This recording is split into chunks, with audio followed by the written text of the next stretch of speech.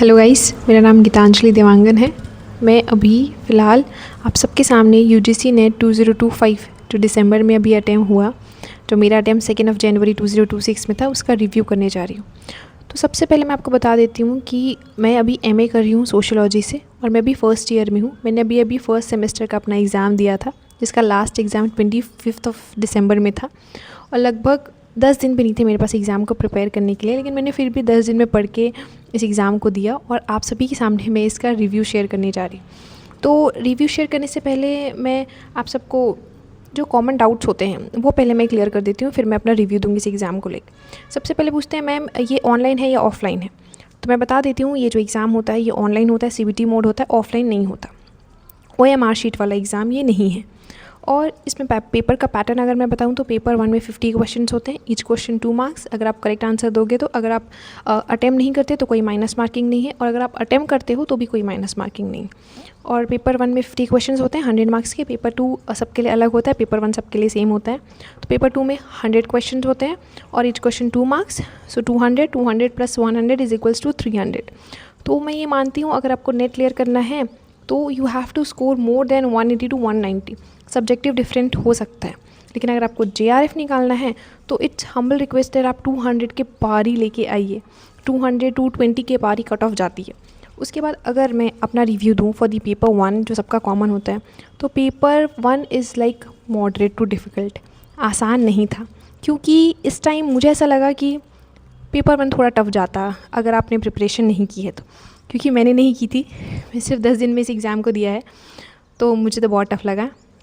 अब देखते हैं रिज़ल्ट आते हैं तो क्या होता है, बट ओवरऑल आपको प्रिपरेशन चाहिए। और मैं अभी से इसीलिए कह रही हूँ ताकि आप जून 2026 वाले एग्ज़ाम से जून 2026 में जो होगा उसके लिए अच्छे से प्रिपेयर हो जाए। प्रीवियस ईयर क्वेश्चन का वेटेज बोलूँगी तो पेपर 2 में था, क्योंकि मेरा सोशियोलॉजी था, बट पेपर 1 में मुझे प्रीवियस ईयर क्वेश्चन का लाइक 1-2 क्वेश्चन ही दिखे होंगे प्रीवियस ईयर से, तो दिखे होंगे। It's all about practice, it's all about maths. आप जितना पेपर 1 को प्रैक्टिस करोगे ना, आप उतना अच्छा स्कोर कर पाओगे। आप जितना पेपर 2 को रिवाइज़ करोगे, आप उतना अच्छा स्कोर कर पाओगे। ओवरऑल मुझे ये जो मेरा अटैम्प्ट था दिसंबर का, वो मुझे मॉडरेट टू डिफ़िकल्ट लगा। आसान नहीं था। देखते हैं कट ऑफ कितना ज़्यादा मेरा सिलेक्शन होता है कि नहीं। बहुत लोग ये पूछे थे मैम फर्स्ट सेमेस्टर में देंगे तो ये वैलिड है कि नहीं, तो मैं बोलूँगी ये बिल्कुल वैलिड है। ये बस आपको 2 साल के अंदर अपना पीजी कंप्लीट करना होगा, वो भी 55% के अंदर। तो अगर मेरा फर्स्ट सेमेस्टर में हो जाता है तो बहुत अच्छी बात है।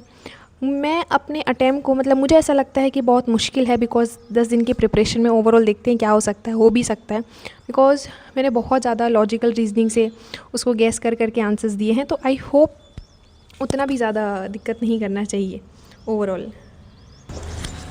इस पेपर में जो मोस्ट कंफ्यूजिंग पार्ट था वो था स्टेटमेंट और असर्शन वाले क्वेश्चंस, जो पेपर 1 में बहुत सारे थे और ऐसे ऐसे पॉइंट्स में अटका दिया था ना जो समझ नहीं आ रहा था। मतलब 3 घंटे तो मुझे कम पड़ गए, बहुत लोगों को उन लोग का 1.5 घंटे में हो गया, बहुत लोगों को बहुत सारे क्वेश्चंस छूट गए। बट मुझे ऐसा लगा कि अगर 10-15 मिनट और मिल जाते ना तो मैं और बाकी क्वेश्चंस को चेक कर सकती। तो आपको बहुत अच्छे से बनाना है। अगर आप बहुत अच्छे से प्रिपेयर करके गए हो तो टाइम आपका अच्छा रहेगा, आप एकदम सटीक टाइम मिलेगा। लेकिन अगर नहीं प्रिपरेशन किए हो और आराम से बैठने लग गए या बनाने लग गए तो बहुत दिक्कत होगी। पेपर 2 मैंने पहले शुरू किया था, वो थियोरेटिकल है, आपको पता है हाँ या ना।